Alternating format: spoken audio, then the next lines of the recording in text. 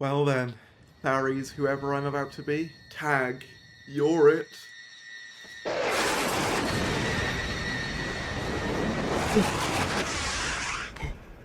Oh, ah, hello, it's me, Aries. Nice to meet you. Ah! Oh, that was a wild ride. Let's hope that never happens again. Hello everyone, welcome back to another video where today, if you couldn't already tell by the opening skit, we're going to be ranking regeneration stories, specifically the mainline regeneration stories from 2005 onwards. So no, I won't be counting Night of the Doctor or Day of the Doctor, because in my mind, they're not mainline regenerations from the revival onwards, as I kind of consider Paul a classic Doctor, and obviously War was retroactively added on into an already existing episode that doesn't really act as a regeneration story. So now that we've got those rules out the way, do me a favour and subscribe for more Doctor Who content. That would be greatly appreciated. We are trying to get to 20,000 subscribers by the end of the year. If you enjoy Doctor Who content and you enjoy hearing opinions about Doctor Who and news, feel free to subscribe, it would be greatly appreciated. I also have a Twitter if you'd like to follow that, but of course you don't have to, and a PO box if you'd like to send me anything, which expires next month. But with that said, let's get into the video. So I just want to say before we start this that to some degree, I enjoy every story on this list. Even my bottom pick, I get some really nice moments out of. But something has to be at the bottom, and in last place is Twice Upon a Time. Now, this episode is plagued by the fact of, well, it was never really intended to exist. Basically, Stephen Moffat was going to have Capaldi leave on the Doctor Falls, but then when he heard Chris Chibnall wasn't going to do the Christmas slot, he decided to make Twice Upon a Time so that the show didn't lose the Christmas slot, which retrospectively doesn't seem like the best decision given that the Christmas slot was gone the following year anyway, but I digress. As a result, it kind of extends the Capaldi regeneration to a point where it wasn't as effective in my opinion. He had some great final moments in Doctor Falls, like Stars, I Wish There'd Be Stars, that many people have said would be better lines for him to go out on, and even the speech he does get at the end of this episode, while I understand Capaldi is all about the grandiose speeches and the big monologues, it's always just felt like it goes on for way too long for me. You also have the big elephant in the room of the first Doctor as well, who, if I'm being perfectly honest, I feel does kind of take away a bit of the spotlight from Capaldi. I know that we've had, obviously in Power of the Doctor, other Doctors since, but they weren't main characters, they were cameo roles, whereas this, he is sharing the spotlight with another Doctor, and to me, it just doesn't quite work. I know that the whole point is that it's meant to parallel the regeneration of the first Doctor and the regeneration of the 12th Doctor, but here's the thing, the first Doctor was never really that reluctant to regenerate anyway, so you kind of have to rewrite stuff even to get this to work. And that's without bringing up the whole, like, sexist angle, which, yeah, I've never been a big fan of that. There are some really nice moments in this one, though. The main one for me being the Christmas Day armistice, I think that's fantastic. And it's the last moment where, like, Doctor Who's truly felt festive, in my mind. You also have a nice moment between the first Doctor and Bill, talking about the Doctor and the influence they soon have on the future. There's some really nice moments in this. There's also the villains, which aren't really villains, they just sort of catalogue deaths, and it's like, oh, it's not an evil plan. And you could see that as a nice subversion if you like, but I just find that Twice Upon a Time, as a result, is kind of slow and a bit tensionless, which for me is not really what I want out of a regeneration story. So yeah, overall, I enjoy it. Capaldi's great as always. I quite like the Brigadier character. I'm not sure what relation to the Brigadier he actually is, but Mark Gatiss' character, he's quite fun. But yeah, overall, not my favourite, but like I said, I get something out of it. Next up, ooh, here it is. I'm gonna go with Power of the Doctor. Now, I did debate on this because I really enjoyed Power of the Doctor, and I've rewatched it twice since it came out, and that stands true. However, there is one thing that I feel that Power of the Doctor really struggles with as opposed to most of these other regenerations, even Twice Upon a Time to a certain extent. I feel like a lot of the New Who regenerations feel like perfect endings to their eras. They wrap up everything within that era perfectly and tie everything up, and it's great. This episode doesn't really do that. The Timeless Child is not mentioned at all. Thasmin doesn't really get a satisfying conclusion in my mind. Even Yaz's departure itself just feels a little bit weak. Dan's departure is early, which I do quite like for the sake of this story. However, I can understand why some people might be a bit like, why is he gone so early? However, with that having been said, there are still wonderful moments in this, especially if you're a long-term fan. Any scene with Ace and Tegan is bound to make you smile. Sacha Dhawan hands in one of his best performances. The plot itself is pretty nonsensical for the most part, but do you know what? I had fun. 5 talking to Tegan and 7 talking to Ace broke me a little bit, I can't lie. The regeneration itself, it didn't have the issue I had with Capaldi's, where it was this long, drawn-out speech. It was something triumphant and quick, and I much preferred it, and I think visually, the regeneration is one of the nicest looking ones. I do just wish that the writing had been a little bit tighter and that it felt a bit more satisfying for people who have sat through all this era. I do find it quite telling that the most popular, or at least the most warmly received Chibnall era episode recently is one that basically decides to ditch the vast majority of Chibnall era storylines. I just think it's a shame. And there are some lines of dialogue that are a bit ropey, but overall, I did get a lot out of it. I think the ending as well, where Yaz carries the Doctor back to the TARDIS, is really nice. There's some really nice moments. I just wish that, as I said, the plot was a bit tighter, and it felt more like an end to an era, which to me it doesn't. It feels like more of an anniversary episode with the ending of the era tacked on, because it got to a point in the story where I forgot it was a regeneration. I'll also say there is just a couple of things that just feel a bit redundant. Mainly Vinder. Like, why is he there? I know that he holds the Master at gunpoint, but like, I feel like you could have just gotten Kate to do that. I don't really think that Vinder needed to come back. We don't even hear about his kid anyway. So, yeah. I don't really know why he's back. You could definitely trim the fat on this one a bit, which is the case for most Chibnall stories, but overall, I enjoyed it for what it was. Next up, as you may have been able to tell by my previous comments, we have End of Time, both parts 1 and 2. Now, as I sort of said, this story is a story of 2 parts. Part 1 is a little bit It's not the worst thing in the world, but it's certainly not the best. The whole stuff with the Master Resurrection cult sort of comes out of nowhere. How does anyone remember Harold Saxon when the entire Earth's memory got reversed? Why has he got a magic voodoo cult that can revive him? The Naismith Mansion stuff and the Vinvoce stuff is a little bit weak too. And yeah, the whole Master like jumping around and the dinner time, it is a bit much, I think.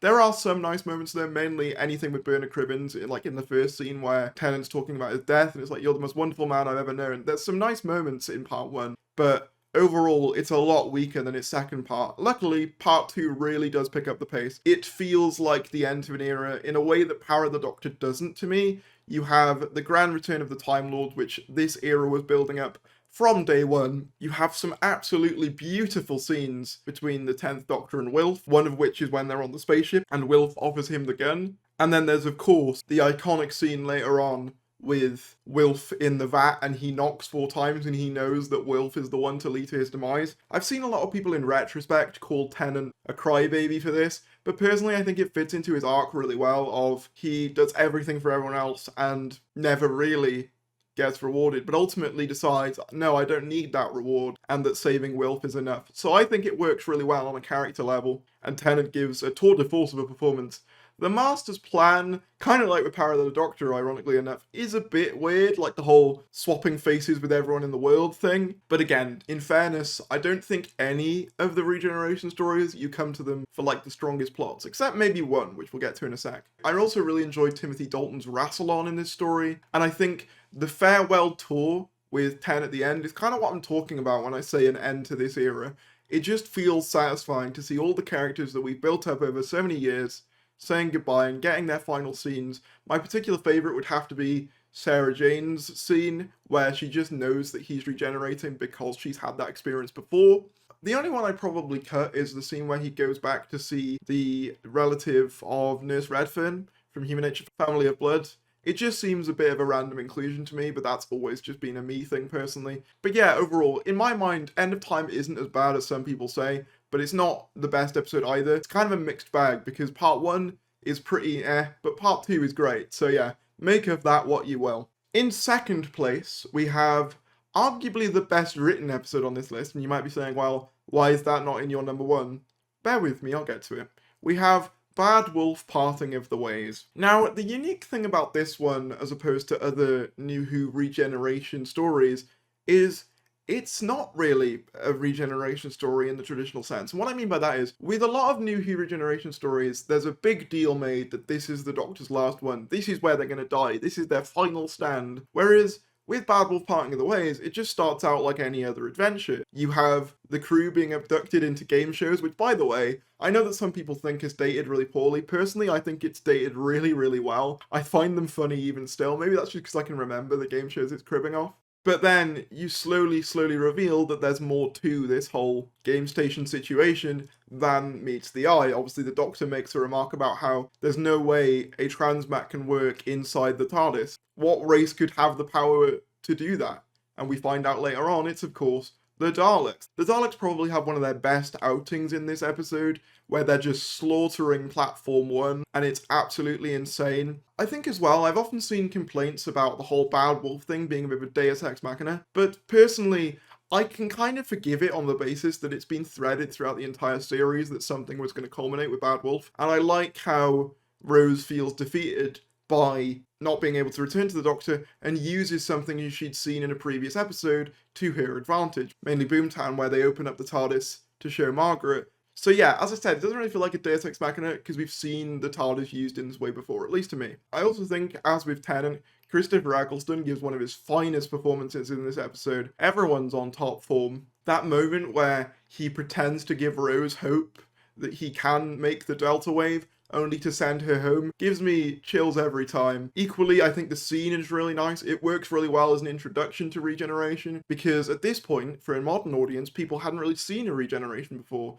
So having Christopher Eccleston, rather than have a big emotional climax, having him calmly explain it to Rose to make it easier for her and by extension the audience, was a really clever move. And its understated nature, as I said, kind of like with the episode itself, feels unique in contrast to a lot of the other regeneration stories. This story is just really well written too. Like, I love the idea of Daleks that have been harvested from humans, and that line that Eccleston gives where it's like, you've been driven mad by your own flesh. And that moment where Rose just destroys the Emperor is so cathartic as well. Also, Linda with a Y's death is brutal. Like, she genuinely could have been a great companion, but like with any great story, the tragedy of that is palpable. Also, the scene where Eccleston thinks that Rose has died and he just goes mad.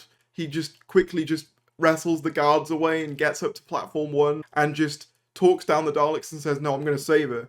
It's absolutely fantastic. So yeah, Parting of the Ways, Bad Wolf is my number 2 spot. Probably the best written on this list, but it's not my favourite. Because that honour goes to, as you may have guessed, if you know anything about me and you know anything about my favourite Doctor, Time of the Doctor. This to me is one of the best examples of wrapping everything up in one episode I've ever seen. Considering how much Moffat had to wrap up the whole silence mystery, the cracks in time, he manages to do it in such a way that doesn't really feel that rushed to me, whilst also giving Matt such a fitting send-off. The idea of this Doctor who's basically been a space grandpa to the universe actually getting to fulfill that role on Trenzalore is such a lovely idea, and it feels very festive and very warm. I also love the scale of it, how he basically goes out fighting everyone. There's some really unique ideas in here, the wooden Cyberman. It feels very fairy tale, which is very fitting for arguably the most fairy tale iteration of the show.